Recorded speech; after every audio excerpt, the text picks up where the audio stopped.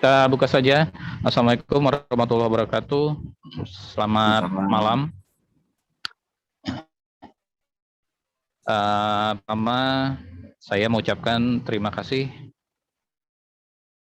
khusus kita malam hari ini, Bapak Profesor Dr. Paiman Raharjo yang sudah berkenan untuk mengikuti diskusi pada malam hari ini, juga untuk media dari berbagai daerah. Yang pertama sekali, mudah-mudahan kita diberikan kesehatan, ya, kita diberikan juga kelancaran dalam berbagai urusan, ya, dimudahkan dalam mencapai apa yang kita rencanakan, ya. Dan sekali lagi saya memberikan apresiasi yang sebesar-besarnya untuk narasumber dan juga untuk peserta diskusi kita pada malam hari ini. Mungkin untuk yang belum sempat mengenal, ya, saya yang malam hari ini akan coba memandu diskusi pada malam hari ini. Saya Yus Diansa, media koran, ya, dan memang masih aktif juga di beberapa kanal, ya. Oke, untuk lebih jelasnya, untuk mempersingkat waktu,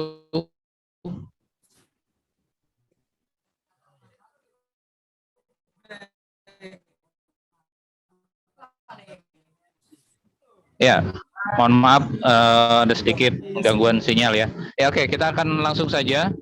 Malam hari ini terlebih dahulu akan mendengarkan paparan dari narasumber kita, Bapak Profesor Paiman Raharjo, yang adalah media massa sebagai opini publik, ya, mungkin dalam kaitannya dengan opini publik. Nah, sejauh mana media massa ini bisa membentuk opini publik. Nah, kita akan bersama-sama malam hari ini mendengarkan paparan dari Profesor Dr. Paiman Raharjo, dan kemudian juga nanti kita akan membuka sesi tanya jawab apabila memang ada rekan-rekan yang ingin bertanya kepada narasumber kita malam hari ini. Pada yang terhormat Bapak Profesor Dr. Paiman Raharjo, kami persilahkan untuk memberikan paparannya pada malam hari ini. Silakan, Prof. Baik.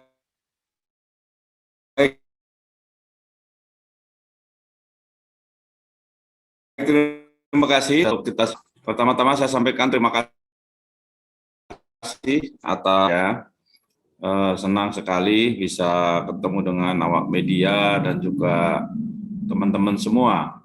Sebenarnya saya bukan ahli di bidang komunikasi, ya, saya pakar kebijakan publik, tetapi saya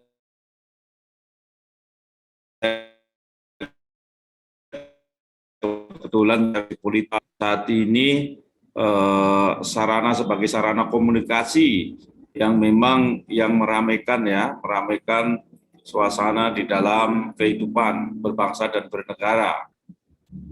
Nah, jadi media atau media massa ini sebagai sebuah alat, ya, sebagai alat komunikasi, ya, untuk menyampaikan pesan, gagasan kepada masyarakat. Nah, tadi saya sudah sampaikan bahwa peran ini merupakan sebuah bagaimana konsep fungsi media itu sendiri, ya.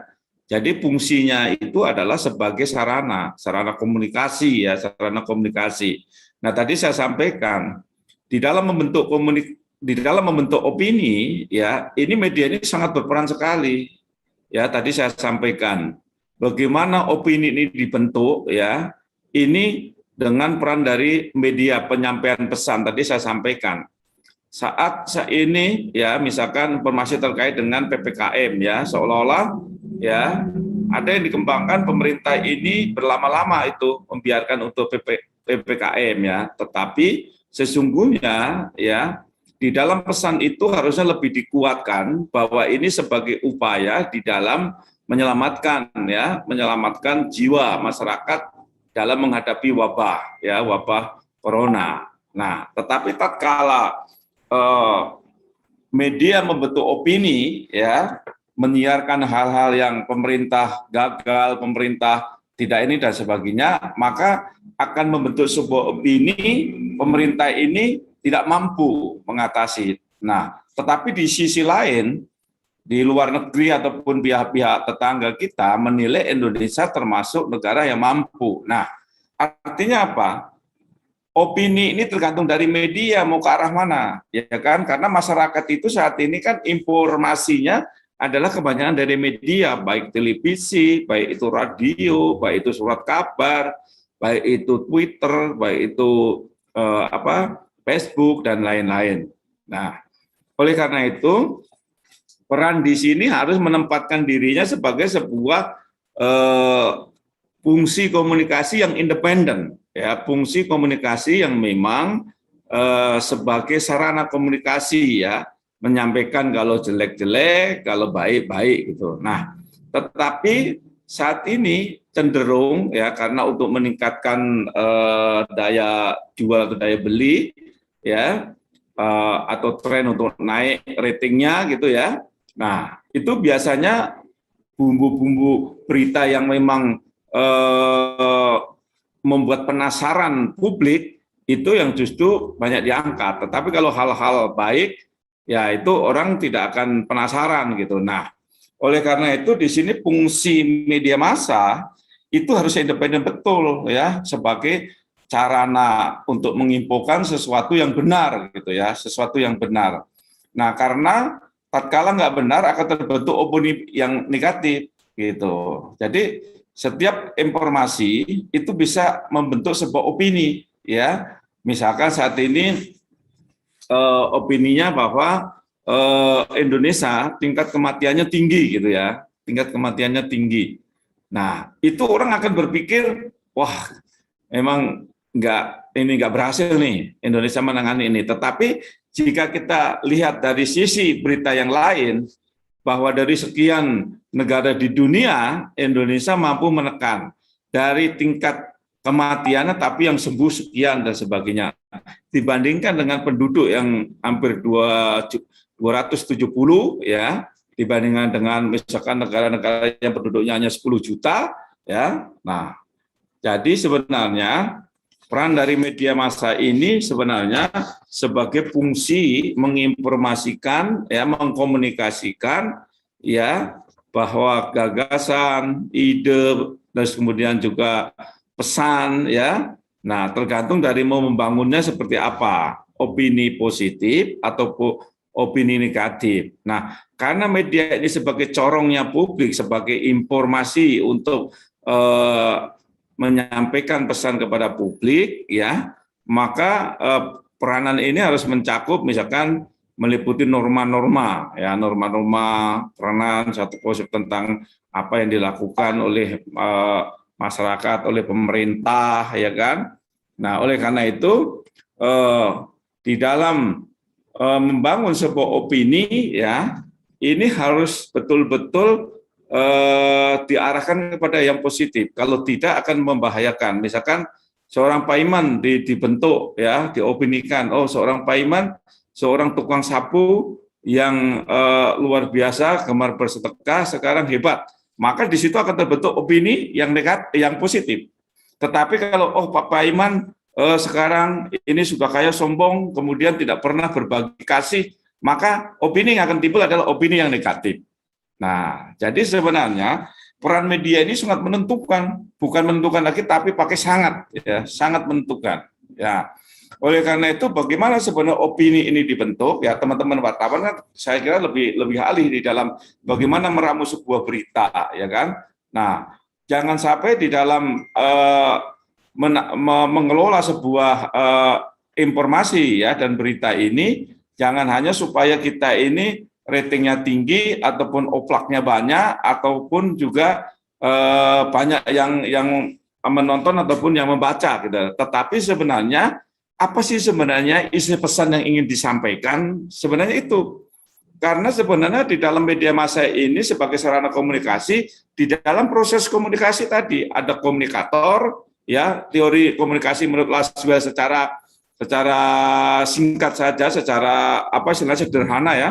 Ada komunikator, ada isi pesan yang disampaikan, kemudian ada media yang digunakan, kemudian ada komunikan, orang yang ingin menerima pesan, adanya noise, kadang gangguan, dan juga ada yang namanya feedback, ya, adanya umpan balik. Nah, apakah setelah adanya berita dari media itu, bagaimana tanggapannya, gitu kan? Apakah dia akan percaya, apa dia tidak, gitu. Nah, bahayanya itu tatkala terbentuk opini negatif, ya, opini negatif. Nah, sekarang ini contoh misalkan banyak media massa yang digunakan untuk membentuk opini untuk menyerang lawan saat pilkada ataupun pemilu. Nah, ini juga berbahaya. Kenapa? Tatkala opini ini terbentuk, orang yang baik, orang yang hebat bisa hancur. Nah, seperti contoh misalkan Ahok, ya, dia sebenarnya orang yang bisa diandalkan di dalam membangun sebuah untuk menjalankan rakyat, ya. Tetapi begitu dibangun opini bahwa dia adalah penista agama, ya, hancur sudah, ya kan? Padahal jika dibandingkan dengan perkataannya dengan sebuah kerugian dia tidak bisa memimpin, ya, itu sebenarnya sangat rugi, ya, bagi masyarakat. Tetapi itulah tatkala media membentuk sebuah opini negatif, maka opini negatif itulah yang akan terserap di dalam masyarakat. Tetapi tatkala media membangun opini yang positif, maka hal yang positiflah yang akan terserap di dalam masyarakat. Tadi saya contohkan sekarang ini dan sebagainya, gitu ya. Oke.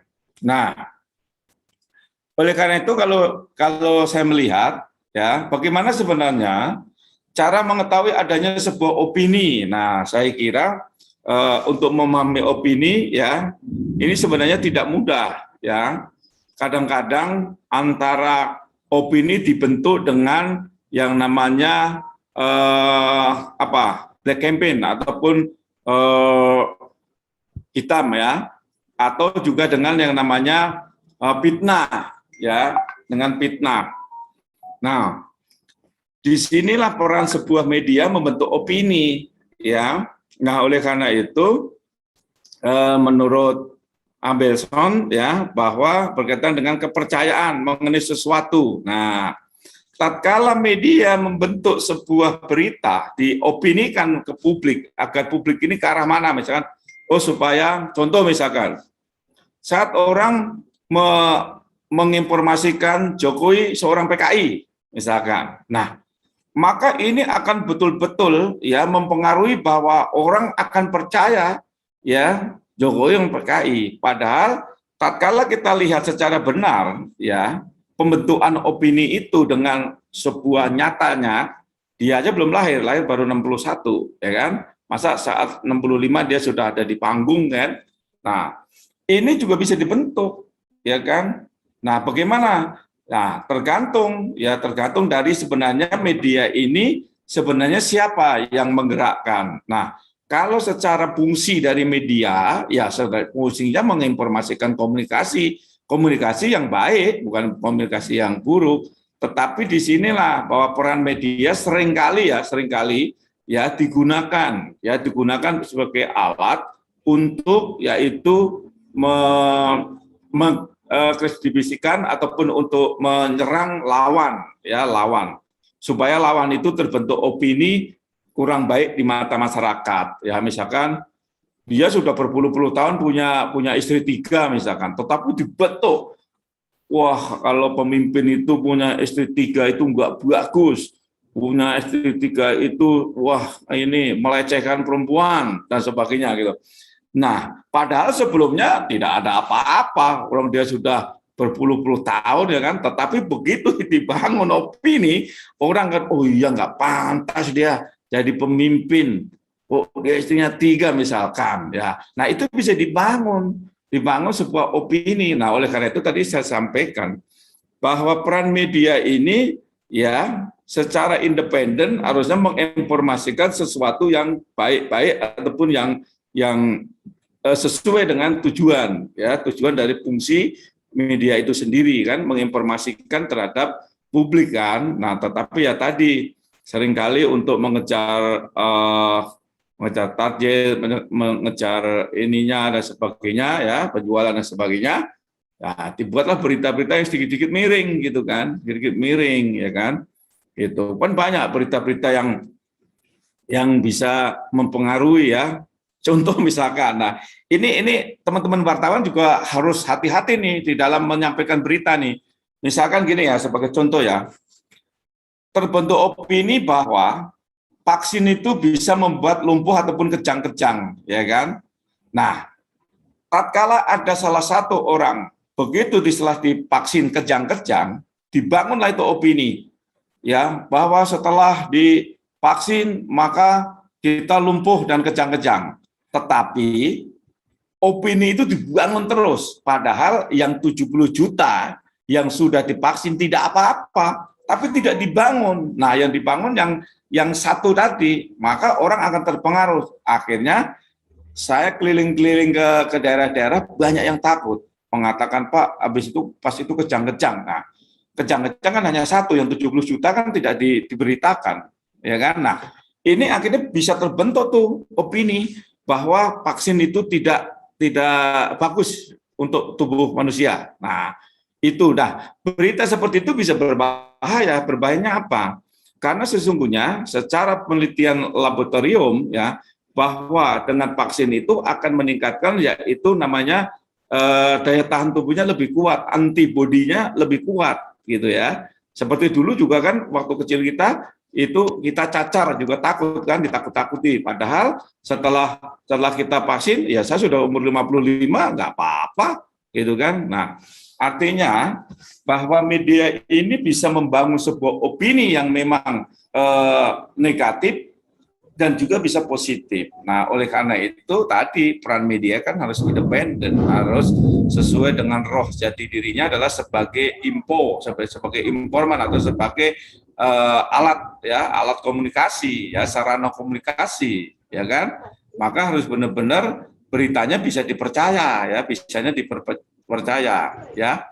Kemudian juga apa yang sebenarnya dirasakan, ya, gitu. Jadi tidak bisa juga sebenarnya media itu berita yang disuguhkan adalah berita-berita yang tidak betul, ya, karena tidak betul bisa juga mengganggu ya persatuan dan kesatuan.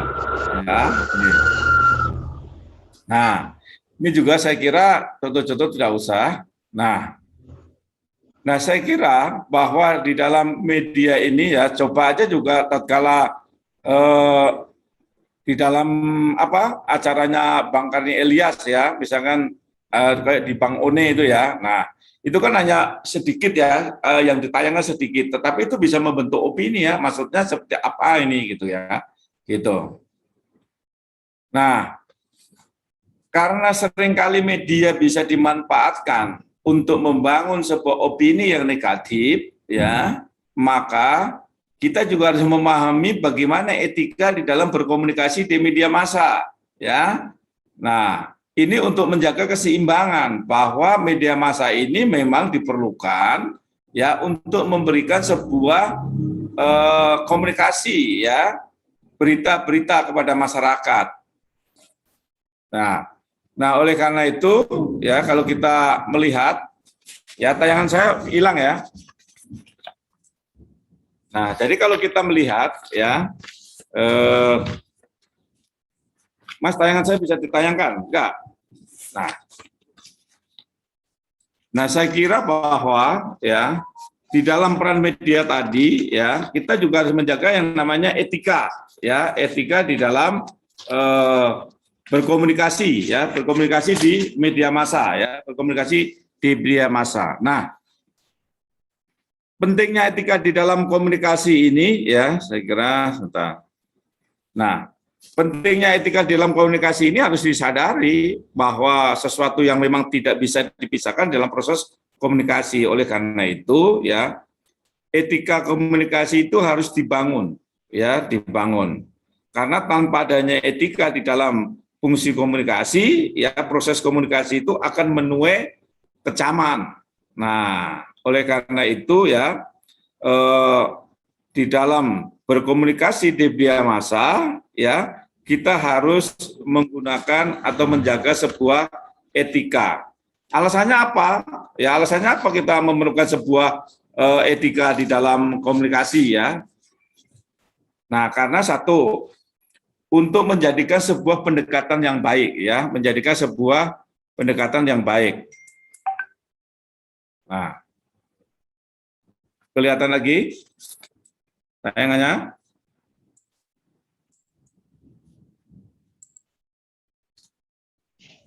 Bisa, Prof. Nggak bisa digeser. Bisa dibesarin ya, Pak? Izin, Ya, Pak, biar bisa saya besarin dikit. yang mainkan aja. Ya. Coba besarin dikit, Pak. Iya, Pak. Naik, Mas. Naik ke atas ya, Pak ya? Oke. Ya, kalau nggak biar saya yang ini aja, Mas. Saya yang mau operasikan aja. Oh, boleh. Siap, Pak, siap. Oke.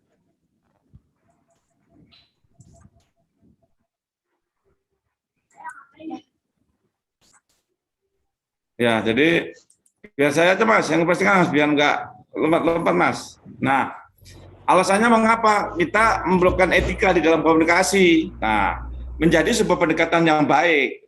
Pendekatan yang baik menjadi salah satu ciri komunikasi massa.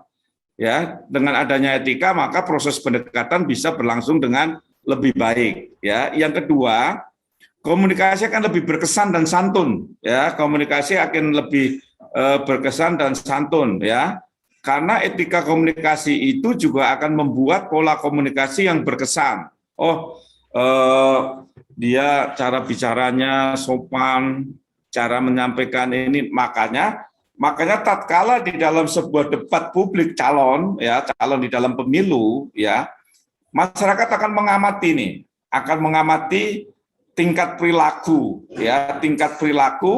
orang-orang kandidat ini menyampaikan sebuah pesan ya atau berdebat. Nah, ini kan orang menilai. Saya contohkan nih, saat berdebat pertama Pak Prabowo itu bagus sekali, maka opininya, oh Prabowo ini pasti jadi presiden, ya kan? Nah, tetapi di putaran kedua, ya dia emosi dan gebrak, nah maka orang akan menilai, ya kan? Wah, ini temperamen, ya kan? Nah, jadi ternyata orang bisa menilai, ya di dalam berkomunikasi itu, wah dia kurang etikanya dan sebagainya, gitu. Padahal itu hal biasa saja. Ya, kita seringkali juga di dalam komunikasi kan suka nada keras juga kan, tetapi tatkala kita baru menjadi sebuah sorotan, yaitu pandangan oleh seluruh orang, maka kita betul-betul harus menjaga tadi komunikasi yang berkesan dan santun. Nah, kemudian juga ada penghargaan. Nah, artinya apa? Masih berkaitan yang sebelumnya, bahwa etika komunikasi ini memungkinkan, ya, karena ada cara-cara yang tepat untuk memandang sebuah publik. Ya, jadi oleh karena itu tatkala masyarakat ya kan ada waktu itu Pak Sarat ini ngapain kamu tertawakan saya, ya misalkan, nah maka disinilah orang akan melihat ya kan seberapa sih etika mereka di dalam berkomunikasi gitu ya. Nah kemudian juga penerimaan publik lebih baik ya kalau kita menggunakan sebuah etika ya menyampaikan sebuah berita-berita yang baik ya. Pasti kita juga akan akan senang membaca berita itu. Tetapi kalau beritanya yang ditonjolkan hanya buruk dan nggak imbang, ya misalkan negatif terus terhadap penilaian pemerintah, orang juga pasti sudah tidak akan empati lagi dengan komunikasi itu, gitu ya. Nah, kemudian nilai dan norma yang bagaimana bahwa di dalam etika itu biasanya erat dengan nilai dan norma yang ada di dalam sebuah masyarakat. Oleh sebab itu komunikasi massa menerapkan etika dengan baik ya. Oleh karena itu para wartawan ya biasanya mengedepankan juga bagaimana etika dalam menyampaikan ya, misalkan kita memberikan berita ya, situasi ya, kondisi yang misalnya ini kepada orang yang memang seharusnya sekarang ini misalkan keluarga yang menderita COVID ya kan. Nah ini juga sangat hati-hati ya kan. Harus ada nilai norma-norma gitu ya, karena tatkala kita aja sudah nggak bisa melihat jenazahnya, tidak boleh mengantar dan sebagainya. Kemudian ada berita-berita lain yang dia sebenarnya bukan COVID tapi di-COVID-kan. Nah, ini akan menjadi sebuah problem di dalam sebuah pembentukan opini ya. Nah, kemudian juga tujuan komunikasi cepat tercapai ya. Jika kita menggunakan sebuah etika, tujuan komunikasi kita, pesan kita juga akan cepat tercapai. Ya, tidak adanya pro dan kontra ya, sehingga cepat sampai. Kemudian menghindari perselisihan. Nah, dengan etika komunikasi ini juga bisa mencegah terjadinya perselisihan atau kesalahpahaman. Kemudian menghindari perpecahan. Nah, juga begitu ya. Dengan adanya etika yang baik akan menghindari sebuah pro dan kontra sehingga menjadi sebuah perpecahan. Nah, kemudian juga menjaga situasi kondusif dengan adanya sebuah etika di dalam berkomunikasi di media massa ya. Misalkan kita, nah ini seringkali juga ya teman-teman mungkin juga merasakan ya, kita belum membaca beritanya sudah kita share ya kan. Nah, itu bagian dari tadi norma tadi, nilai-nilai dan norma tadi, belum baca sudah di-share dan sebagainya gitu ya. Nah, kemudian menghindari kegagalan penyampaian ya informasi ya. Nah, jadi dengan etika ya komunikasi akan membuat proses pendekatan lebih mudah sehingga informasi pun bisa diterima dengan baik. Nah, terus di dalam pembentukan opini ya, peran media massa ini di depan rumah aja, gimana sebuah strategi komunikasi yang efektif. Nah, saya kira strategi komunikasi efektif ini merupakan sebuah pertukaran informasi, ide atau perasaan yang menghasilkan perubahan sikap ya, sehingga ya akan terjalin hubungan baik antara pemberi pesan dengan penerima pesan, antara komunikator dengan komunikan. Nah, beberapa strategi komunikasi efektif di dalam proses komunikasi, bersikap ramah dan menyenangkan. Nah, kita kalau di dalam berkomunikasi ya jangan terlalu tegang-tegang, jangan terlalu ini, tapi kita ramah ya, menyenangkan gitu ya. Kemudian memberikan sebuah jeda dan kesempatan ya orang untuk bertanya. Nah, ini tadi kita nanti diskusi kita ini juga harus ada kesempatan untuk bertanya ya. Kemudian membuat perencanaan komunikasi, kemudian menghargai setiap individu kelompok, dijadikan sasaran komunikasi, dan kejelasan pesan sehingga tidak menimbulkan interpretasi. Nah, bersikap ramah dan menyenangkan. Nah, di dalam sebuah penggunaan media, ya media massa, ya di dalam pembentukan opini publik penting untuk menjadi orang yang menyenangkan saat berbicara dengan sahabat ataupun dengan misalkan pemerintah dengan dengan masyarakat. Nah, banyak kan sekarang ini banyak pejabat yang suka mengancam, kalau tidak minta maaf saya laporkan. Ya, ini seringkali ya sehingga orang akan menimbulkan sebuah pejabat kok tidak ramah ya dengan masyarakatnya ya, gitu ya. Nah, ini memang kita harus menjaga tatkala sudah di media massa ditonton oleh banyak orang, dikonsumsi oleh publik, ya tadi ada bersikap ramah dan menyenangkan. Kalau enggak, yang tadinya kita baik bertahun-tahun bisa luntur menjadi dinilai tidak baik. Nah, berikan jeda untuk bertanya. Nah, berikan jeda dan kesempatan bagi orang lain untuk bertanya ketika ya kita sudah menyampaikan sebuah komunikasi atau katakanlah presentasi ya. Nah, misalkan seperti saya nih memberikan sebuah presentasi, berikanlah kesempatan untuk teman-teman bertanya, ya kan? Ini kan intinya kan bukan saling menguji, tapi di sini adalah bagaimana cara bertukar pikiran kan gitu. Harus diberikan jeda untuk bisa orang lain untuk bisa bertanya. Kemudian membuat perencanaan komunikasi yang baik. Nah, sesuai dengan seringkali saya mengajar terkait dengan komunikasi, bahwa perencanaan komunikasi yang baik adalah memiliki tahapan, yaitu pengumpulan ya data, kemudian juga perumusan ya objektif terkait dengan komunikasi yang akan disampaikan, analisis perencanaan dan pengembangan strategi, analisis dan segmentasi kelayak, ya siapa sih sebenarnya yang akan menjadi ini kita, ya kan audien kita, gitu kan. Kemudian pemilihan media, kemudian mendesain ya dan mengembangkan pesan, ya kan. Perencanaan manajemen yang matang, kemudian pelaksanaan, pelatihan, implementasi, atau pelaksanaan dan evaluasi program. Nah, coba kalau kita lihat, tatkala media massa ya sebagai fungsi untuk membentuk opini, misalkan coba iklan di TV terkait dengan mobil Jepang, mobil Toyota. Kenapa mobil Toyota itu bisa lebih laris kira-kira, ya kan? Ya, karena dia bisa membangun ya opini bahwa produk ini adalah murah, nyaman, dan memang sudah menjadi sebuah konsumsi publik. Yang kedua, apapun makanannya, teh botol sosro minumannya. Nah, itu kan dibentuk di opini. Pokoknya apapun makanan kamu, teh botol sosro minumannya, ya kan?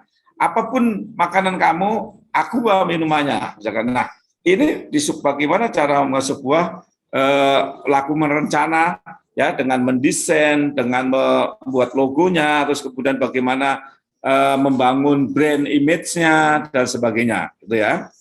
Nah, kemudian menghargai setiap individu dan kelompok. Nah, komunikator atau orang yang menyampaikan pesan ini harus menghargai nih setiap orang. Ya, misalkan nanti saya nih menyampaikan nih. Nah, tatkala ada yang tanya, silakan, ya kan, silakan dan sebagainya. Kayak seperti tadi, Pak bisa dimulai, silakan. Nah, itu bagian dari bagaimana kita menghargai, ya kan. Tatkala walaupun pesertanya belum banyak misalkan ya. Nah, itu bagian dari bagaimana menghargai setiap individu dan kelompok, salah satu contohnya.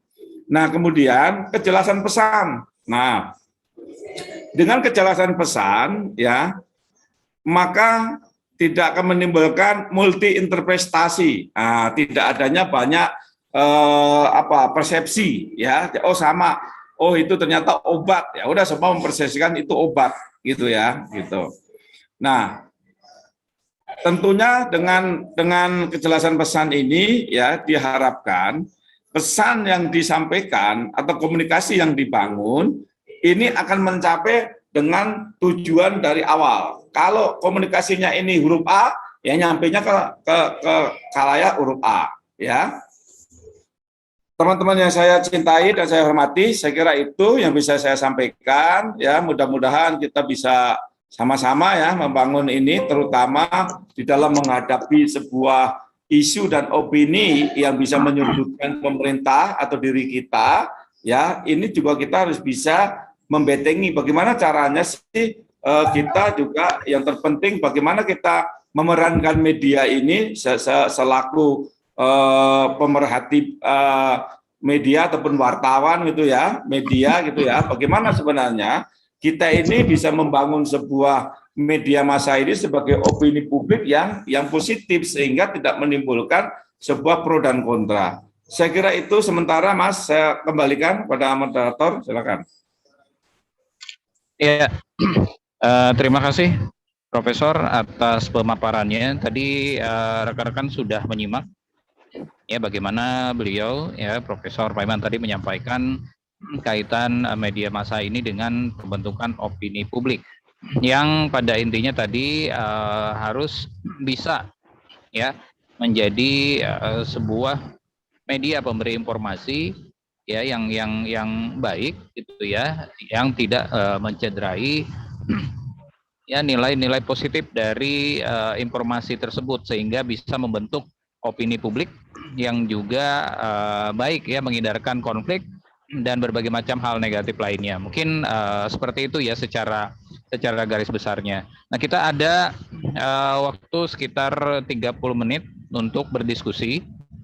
Apabila ada rekan-rekan ya dari peserta atau juga dari media ya, rekan-rekan media ingin menanyakan atau juga terkait tadi pembahasan yang sudah disampaikan oleh Profesor Paiman tadi, saya berikan waktu.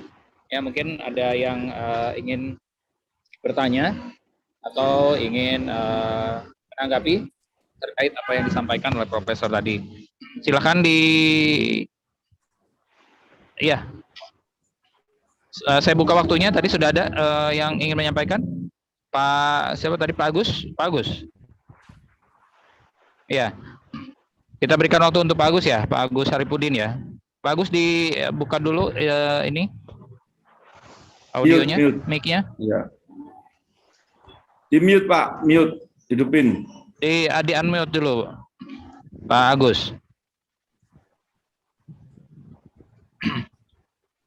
Ya, Pak Agus. Bisa Masih di mute, dibuka Pak. dulu, Itu, Pak. Pak. Masih di mute. Pak Agus. Mic-nya belum terbuka. Mic-nya belum terbuka, Pak Agus. Dibuka dulu mic-nya, Pak Agus. Ya. Atau kalau ya, Bagaimana, silakan halo? Pak Agus. Ya, Pak Ya. Agus, silakan. Ya, Pak Agus, Pak Agus. Silakan, Pak Agus. Dari awal lagi, Selamat silakan. siang, Bapak Profesor Paiman. Ji, Pak malam. Agus. Ya. Ya. Selamat malam, maaf. Selamat malam, Mal. Ya, di sana mungkin masih terang. Ya, silakan, Pak Agus. Fungsi media massa itu merupakan corong atau komunikasi ke publik ya. Ketika media massa melihat fakta di lapangan bahwa sebetulnya ada terjadi fakta yang memang kurang bagus, yang faktanya memang kurang bagus. Lalu bagaimana menyajikan ke publik agar berita yang buruk itu tidak terbangun opini yang positif. Caranya seperti apa tuh? Sementara fakta yang sebenarnya adalah memang benar-benar buruk. Jadi untuk membangun opini positif itu kita susah untuk membuat narasinya, untuk menaikkan beritanya seperti apa begitu. Gimana caranya Pak Profesor? Terima kasih. Sekian pertanyaan saya. Assalamualaikum warahmatullahi wabarakatuh.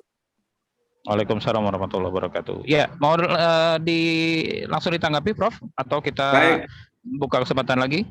Iya, silakan ditanggapi dulu. Silakan. Ya, saya kira sesuai dengan fungsi media sebagai sarana komunikasi, ya bisa saja kalau memang buruk yang diberitakan buruk. Nah, tetapi nanti efeknya adalah yang nggak terima adalah orang yang terkait, misalkan kepala daerah. Misalkan contoh, dulu waktu di Yakohimo itu diberitakan ada busung lapar dan memang kelaparan, ya kan? Nah, itu sudah lama tidak terkuak itu, tetapi begitu ada media yang sampai menyentuh ke sana diberitakan, sehingga marah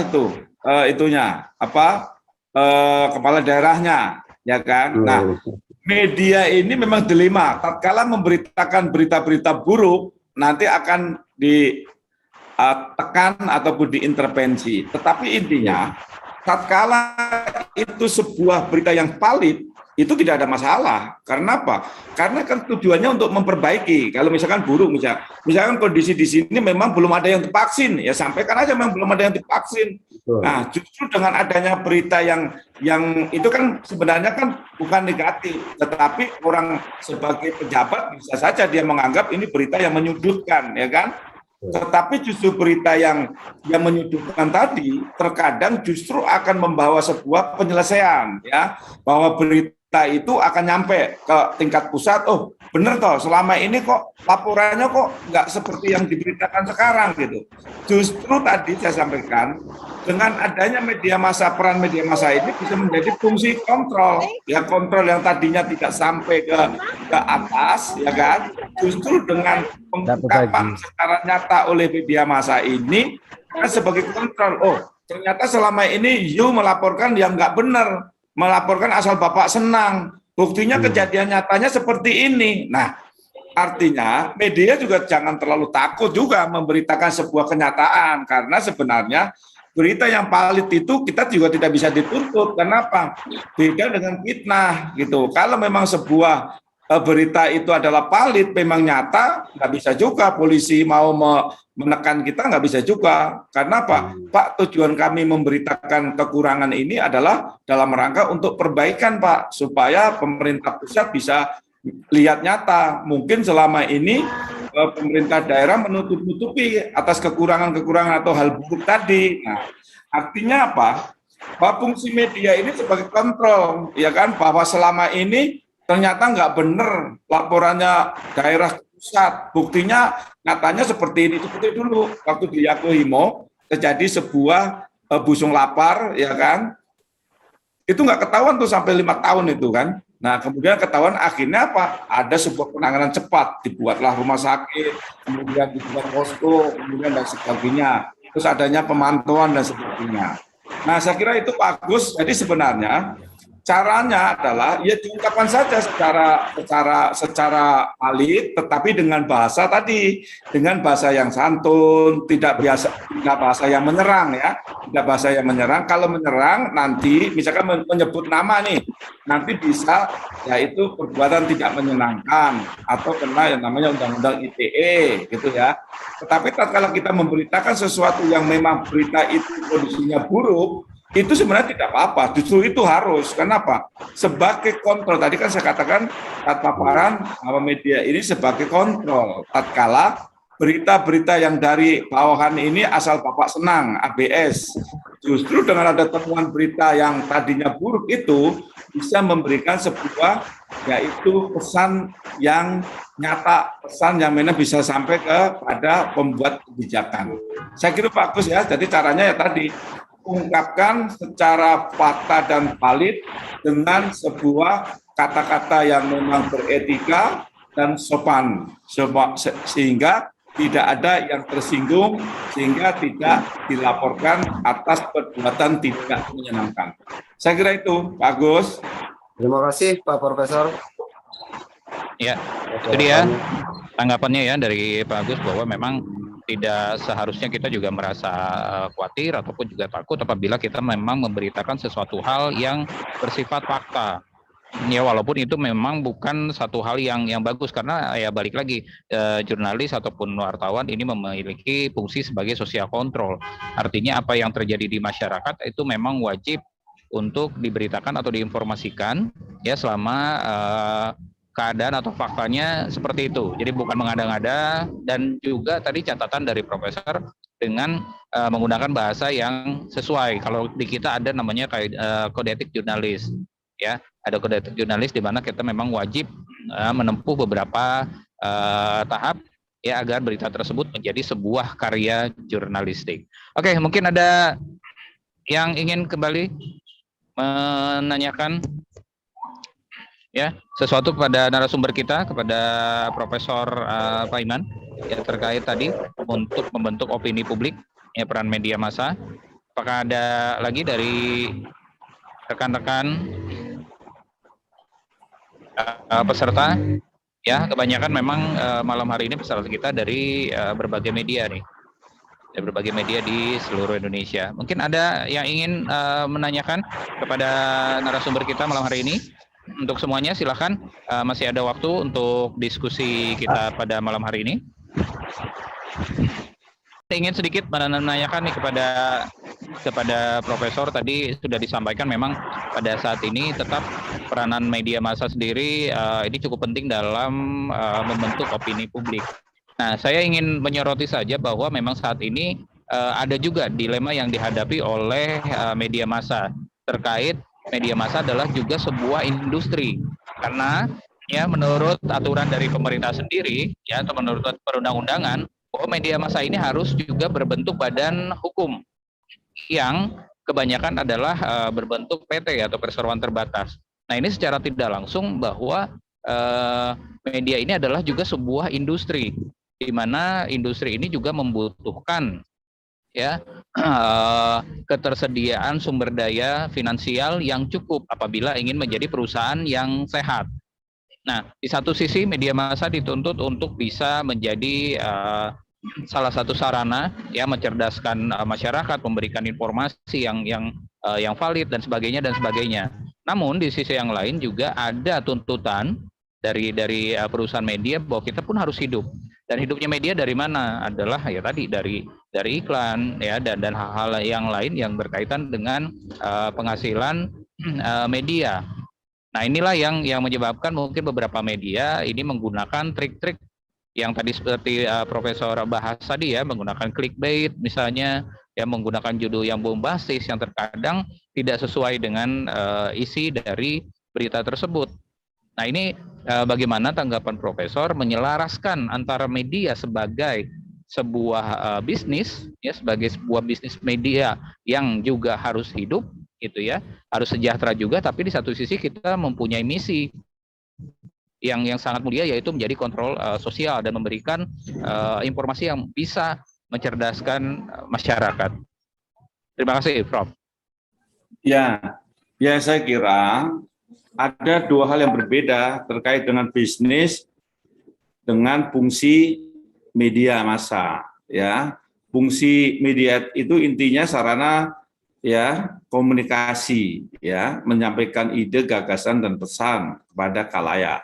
Ya, nah, tatkala di sini dituntut tetap hidup karena harus ya ada pembiayaan rutin ya dan sebagainya. Nah, ini memang akan menjadi dilema. Tetapi tatkala kita akan konsisten terhadap sebuah fungsi media dan etika di dalam berkomunikasi di dalam media, saya kira orang akan tetap percaya gitu ya. Dulu ya, saya contohkan misalkan, dulu koran Pos Kota itu juga segelintir aja orang beli, ya kan? Tetapi di dalamnya kemudian diisi cerita-cerita, ya cerita-cerita yang memang orang penasaran untuk membaca. Yang kedua, kemudian diisi teka-teki, ya kan? Jadi orang kalau yang senang teka-teki, dia pasti akan beli Pos Kota. Orang yang senang dengan berita-berita yang ini, kan dia akan Pos Kota. Nah, artinya apa? Bahwa strategi di dalam menghidupi dan juga keseimbangan antara fungsi media dengan core business yang harus tetap hidup, maka harus adanya sebuah strategi. Nah, strateginya apa? Ada namanya strategi komunikasi, ya. Strategi komunikasi artinya bagaimana di situ kan ada yang namanya MPR, ya kan? Marketing Public Relation. Nah, di situ bagaimana antara membangun konsep pesan yang harus nyampe, tetapi juga membangun bagaimana sebuah industri media ini tetap hidup, ya tetap hidup. Nah, contoh misalkan, saya langganan beberapa koran, yaitu salah satunya Kompas. Kompas itu kalau saya lihat nggak bermutu sekarang ini, karena hanya beberapa lembar, ya kan. Tetapi karena di situ beritanya itu memang akurat, beritanya juga bisa dipertanggungjawabkan, tidak ngarang-ngarang dan sebagainya, maka orang tetap percaya walaupun sekarang penampilannya itu tipis, ya. Kompas itu tipis sekali sekarang, ya. Saya langganan udah berpuluh-puluh tahun. Nah, tetapi kita tetap percaya. Nah, artinya apa? Bahwa ada sebuah keseimbangan antara fungsi media, ya, atau berita yang disajikan dengan yaitu core business yang memang harus tetap hidup, ya.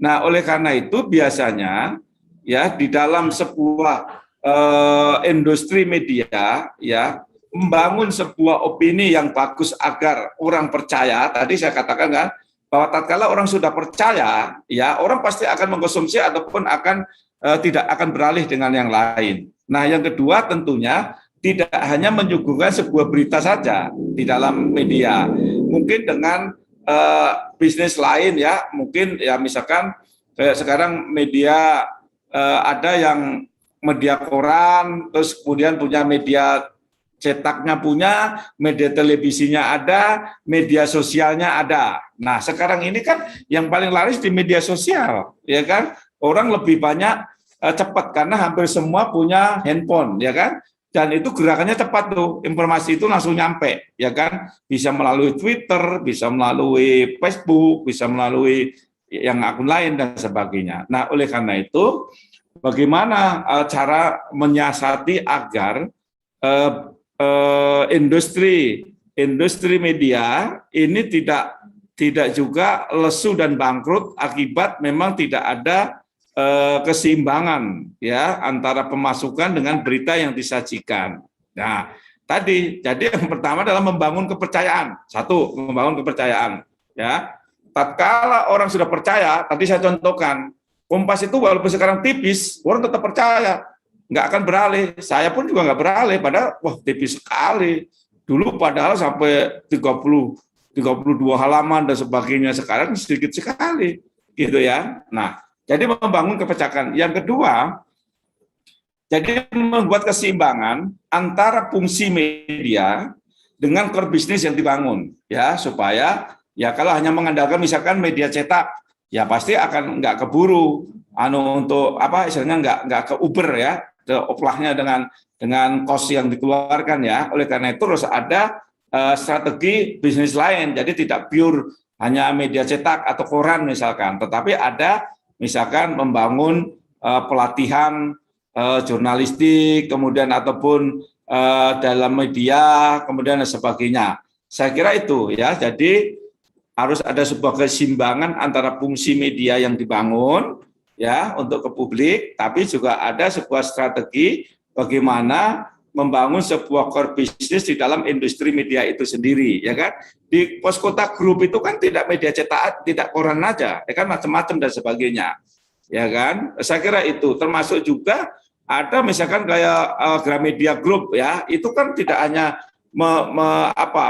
media cetak saja, tapi dia ada pelatihannya, terus ada ininya, dan sebagainya, sehingga ya akan hidup tetap. Kita pesan, kita fungsi medianya kita tetap bisa menjalankan, terus kemudian fungsi bisnis media kita juga jalan, bisa menghidupi wartawan, karyawan, ataupun orang-orang yang memang membangun kegiatan di lingkup itu, gitu ya. Saya kira itu, Mas Yustiansyah.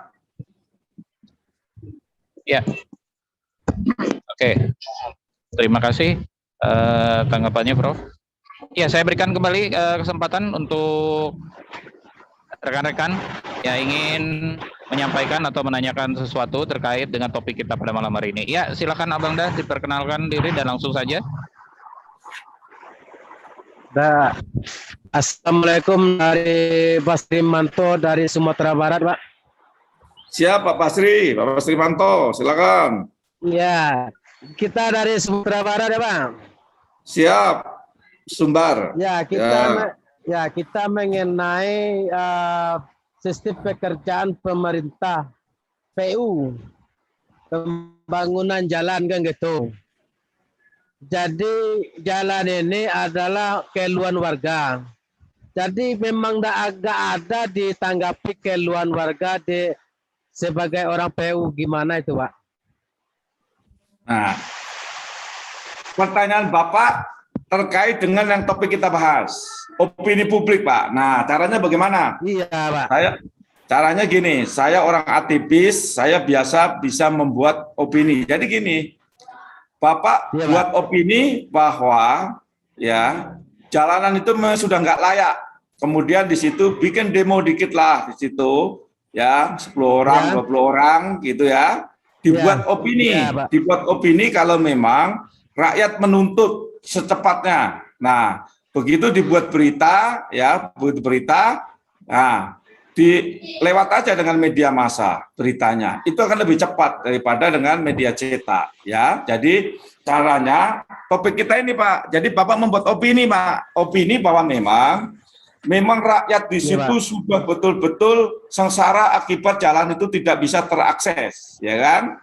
Yang kedua, memang jalan itu memang sudah lama tidak diperhatikan, ya kan? Jadi Bapak buat opini nih, Bapak ini sudah lama kita menuntut dan sebagainya, ya kan? Itu seringkali saya lakukan gini, Pak. Saya dulu pernah sebagai ketua Karang Taruna, pernah RW, pernah ketua LMK. Saya selalu membuat opini, Pak.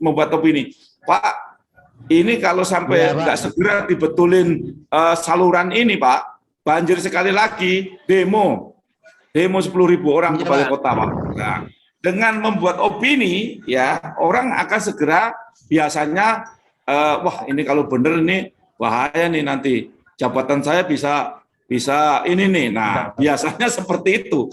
Jadi topik kita ini bisa Bapak gunakan, yaitu membangun opini, Pak. Opininya apa? Ya opininya sesuai dengan selama ini kan tidak ada yang mencuat, hanya mengeluh, ya kan?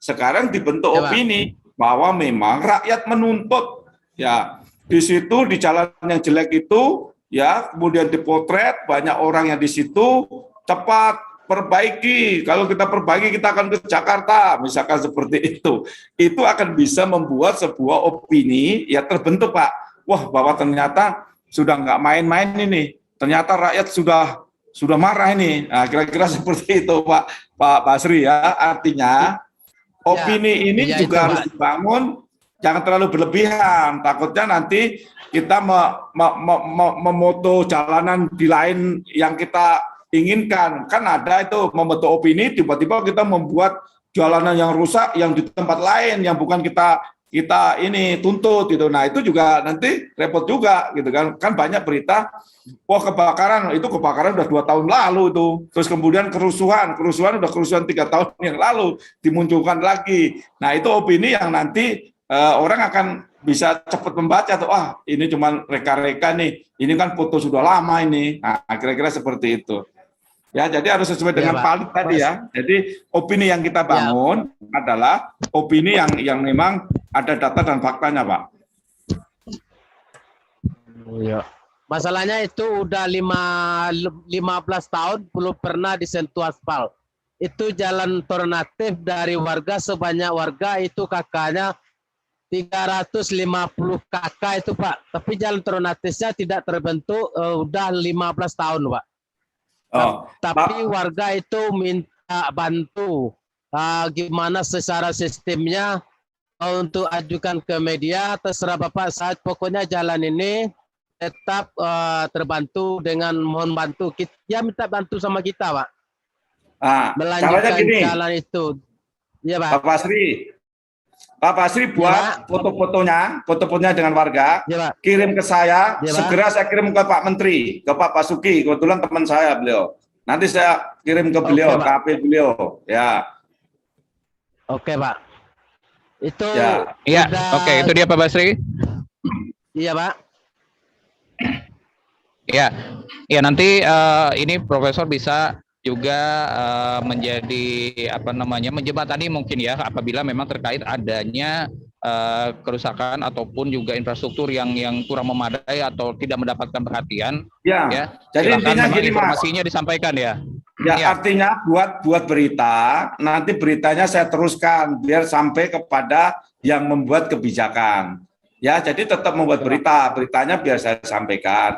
Kayak kemarin ya, seperti kemarin teman-teman di Gili Trawangan itu kan sudah diusir dari dia sudah berpuluh-puluh tahun. Dia kirim, dia saat demo, dia saat menangis, dia saat menjerit, langsung saya kirim ke Pak Presiden. Kebetulan saya dipanggil, saya sampaikan, Pak, ini warga sudah berpuluh-puluh tahun tinggal di sini, kenapa bisa diserobot oleh PT ini? Mohon ini dibantu. Akhirnya sekarang dimenangkan oleh masyarakat. PT-nya kalah. Nah, artinya apa?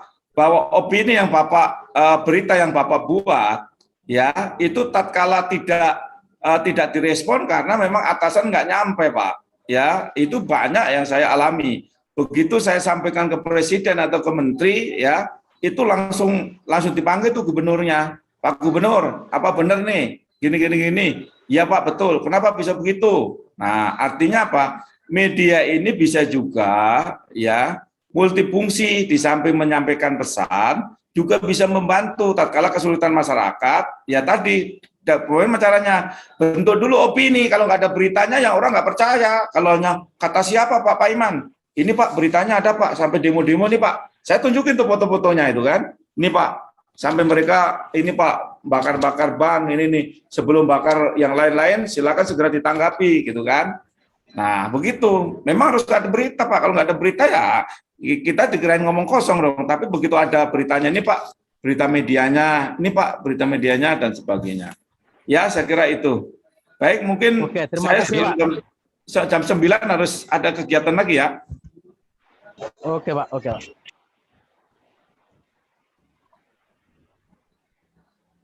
Saya kembalikan Pak Yusdiansyah, silakan.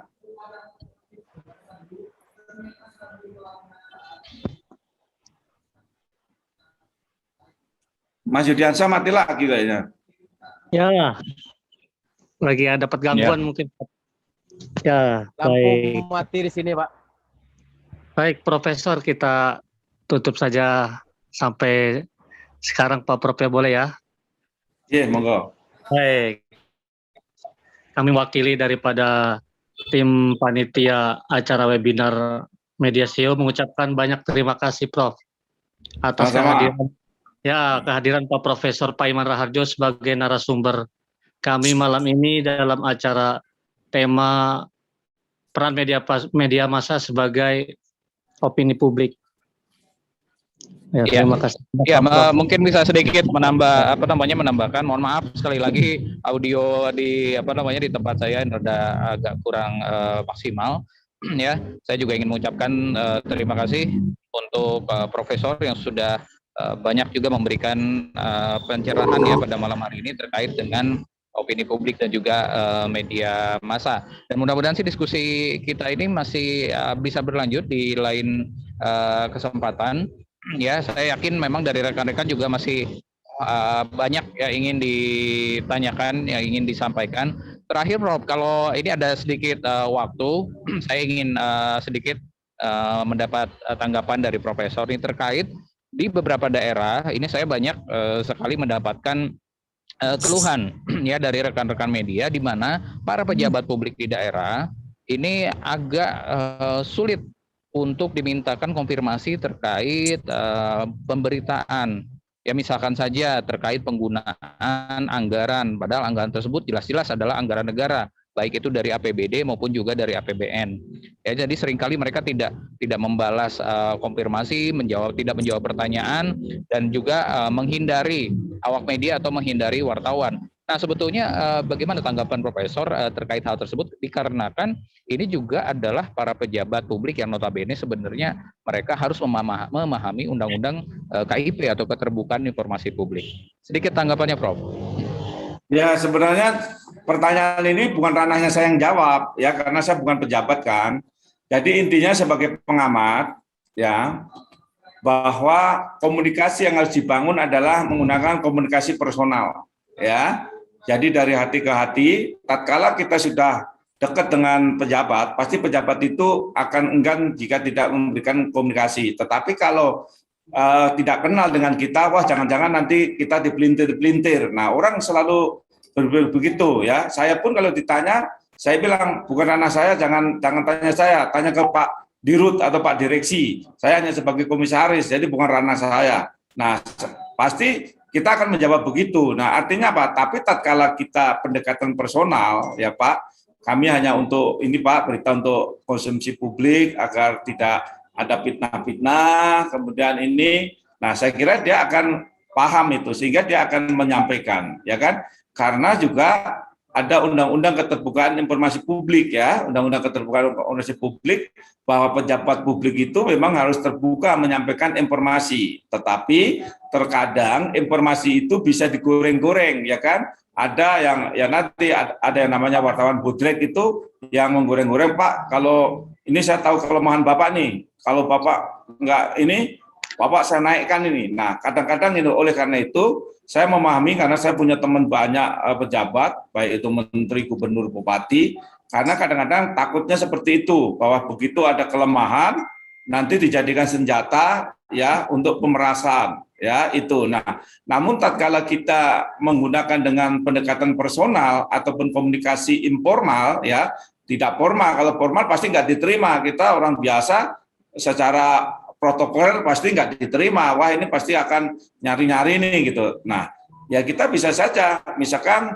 kita tahu kegiatan bapaknya itu olahraga. Nah kita ikut olahraga di hari itu, ketemu sambil di olahraga, pasti akan juga bisa komunikasi informal. Jadi kalau secara formal nggak bisa menyampaikan, siasati dengan komunikasi informal. Yaitu saat mereka olahraga, saat mereka ngaji, kita ikut aja di situ ya sambil kita mendekati, menyampaikan Pak gini dan sebagainya ya. Saya pun juga begitu, misalkan saya sudah 3 bulan nggak ketemu presiden nih, saya tanya nih kegiatan presiden dalam minggu ini di mana nih? Oh di sini Pak, di Bandung. Saya cegat di Bandung sana ya kan, ketemu di lapangan ya kan, baru bisa komunikasi, bisa menyampaikan. Jadi caranya dengan pendekatan personal atau komunikasi informal. Ya, iya. Saya kira itu ya, Mas ya. Iya, sedikit Prof. Ini biasanya memang ada beberapa pejabat publik yang tanda kutip lah cukup alergi pada saat ditanyakan mengenai penggunaan anggaran. Contoh adalah salah satu rekan kami ini mendapatkan katakanlah sebuah temuan penggunaan anggaran pendapatan belanja daerah di mana untuk pembelajaran atau pengadaan ATK hingga mencapai 10 miliar. Dalam jangka waktu satu tahun.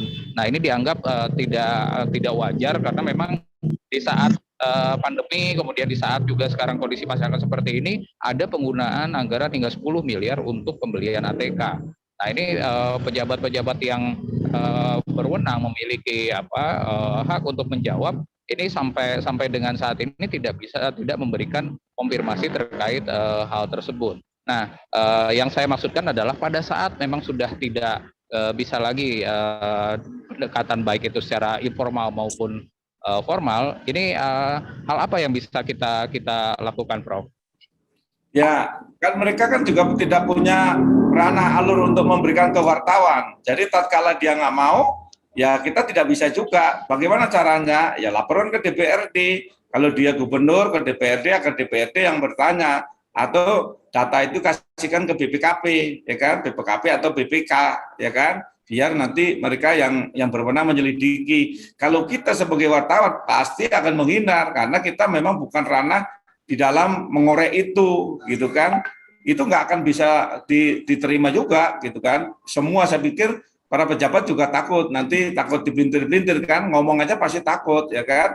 Nah makanya tatkala ada itu ya itu, udah sampaikan ke DPRD, ya kan? Kalau dia bupati ya DPRD 2, ya kan? Kalau dia gubernur DPRD provinsi, ya kan? Atau tatkala kita punya dugaan itu penyimpangan, ya kasih aja ke BPKP ataupun BPK supaya apa? Supaya mereka yang akan mengusut ataupun menindaklanjuti, gitu ya. Saya kira itu Mas ya.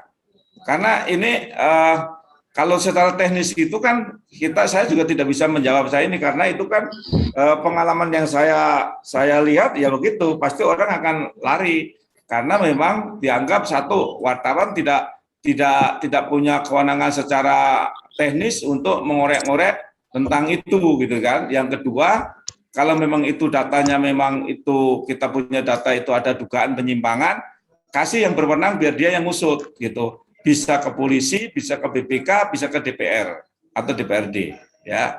Saya kira itu Mas ya.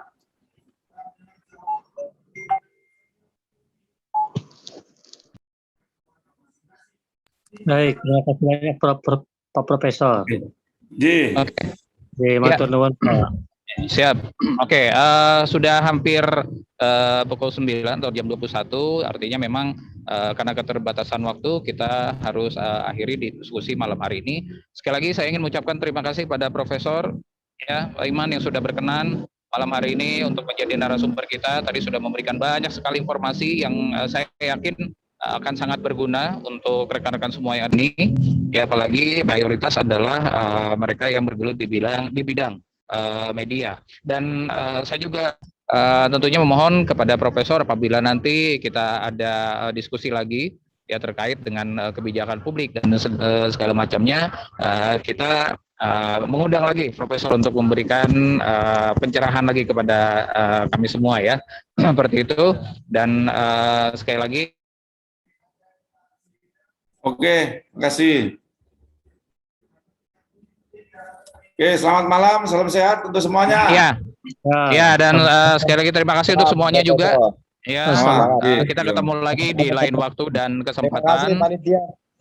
Ya, mohon maaf apabila ada kekurangan.